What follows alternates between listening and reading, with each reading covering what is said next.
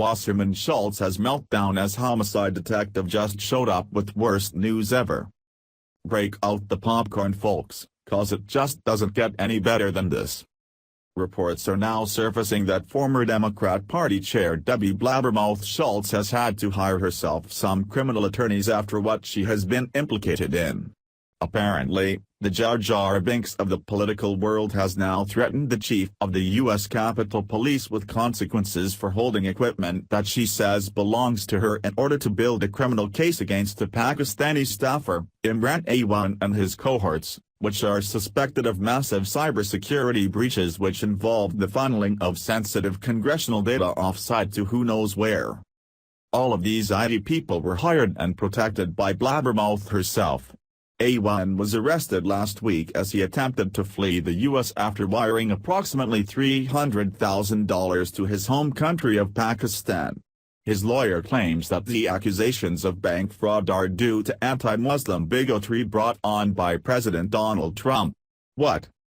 An anonymous source in Congress who has direct knowledge of the case has now confirmed that the FBI has joined the Capitol Police criminal probe into serious, potentially illegal, violations on the House IT network by Imran and 3 of his relatives, who had access to the emails and files of the more than 24 House Democrats who employ them on a part-time basis.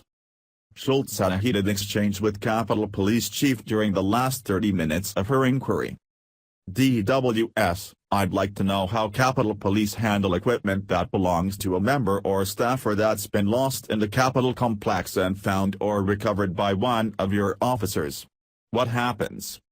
Chief, it's processed on a PD-81, which is a property record, and depending on the property, depending on how you can legitimately determine ownership, it's generally turned back over to the owner of a property. If it's part of an ongoing case, then there are other things that have to occur for that to happen. DWS, so if a member says there is equipment that has been lost, and you find it would be returned to the member? Chief, in a general sense, yes. You have to be able to positively identify the property and be able to establish ownership. DWS, if ownership is established. Chief, if it's part of an ongoing case, then there are additional things that need to be done. DWS, but if a member owns the equipment, and there is no ongoing case related to that member, then the equipment is supposed to be returned. Chief, in a general sense, yes. DWS, no, I mean in a specific sense. If the member loses the equipment, says they lose the equipment, and it is found by the Capitol Police, it is supposed to be returned. Chief, if ownership has been established, it will be returned. If it's subject to an ongoing investigation, there are additional things. DWS, okay, but not an ongoing investigation related to that member. If the equipment belongs to the member, it has been lost, they say it's been lost and it's been identified as that member's, then the Capitol Police are supposed to return it. Chief, I can't give a yes or a no answer on that, because I know. DWS, it's a simple yes or no answer. If a member loses equipment and it is found by your staff and identified as that member's equipment and the member is not associated with any case, it is supposed to be returned. Yes or no? Chief, it depends on the circumstances. DWS, I don't understand how that is possible. Member's equipment is member's equipment. My understanding is that the Capitol Police is not able to confiscate members' equipment when the member is not under investigation. It is their equipment and it is supposed to be returned.